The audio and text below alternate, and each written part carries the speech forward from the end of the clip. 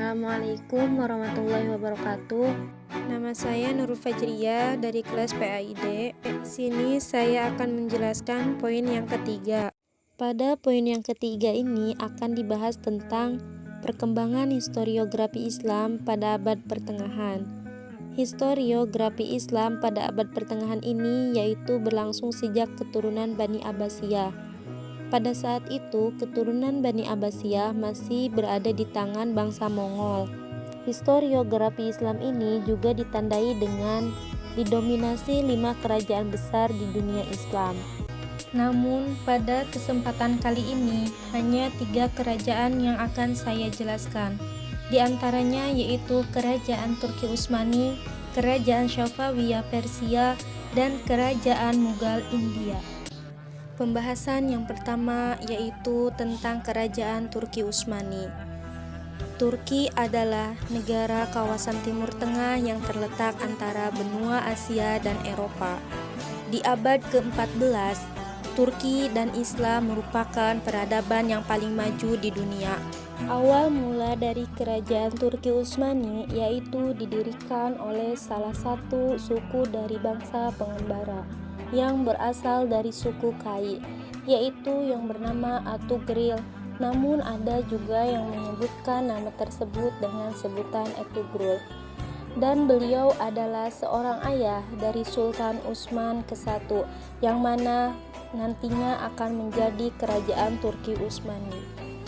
Singkat cerita, ketika bangsa Mongol India menyerang suku Kai, namun pemimpin suku Kai tersebut yaitu Atugril mengajak seluruh anggotanya untuk melarikan diri ke barat, tepatnya yaitu ke Iran, dan di sana tak lama berpindah lagi ke suatu daerah yang bernama Anatolia, yang sekarang adalah Turki. Singkat cerita, ketika Sultan Atugril meninggal dunia, kemudian digantikan oleh putranya yang bernama Sultan Utsman ke-1.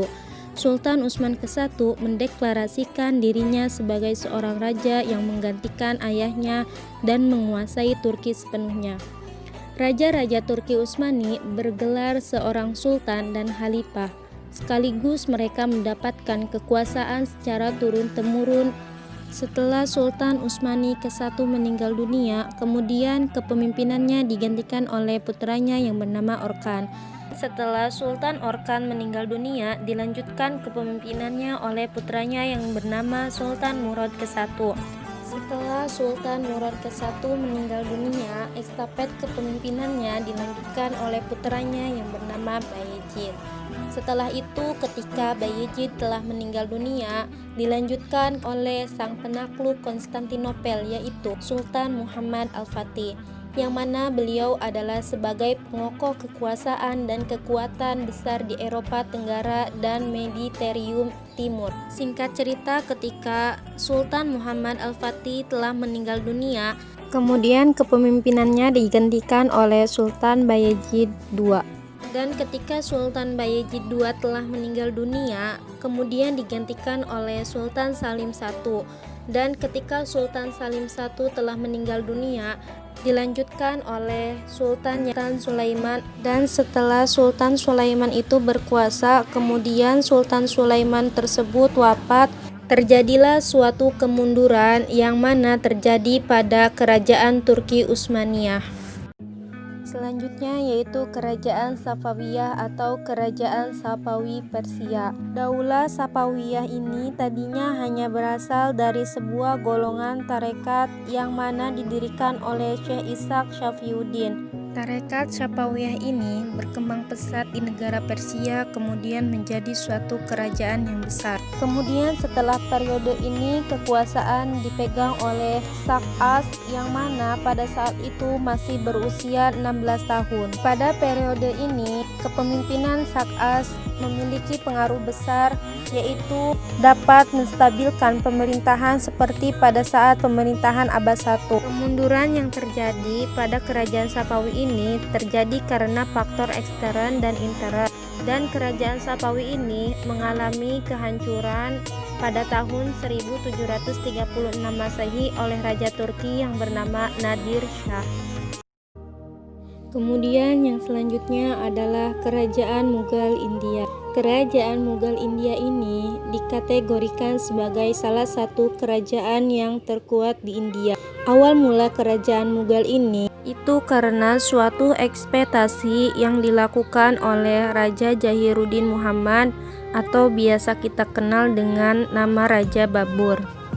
Kerajaan Mughal ini pertama kali dipimpin oleh Umar Shah Mirza yang merupakan ayah dari Sultan Babur.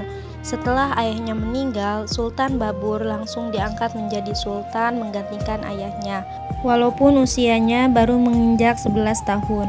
Pada saat Sultan Babur memimpin Mughal, beliau dapat merebut Samarkand dan Delhi.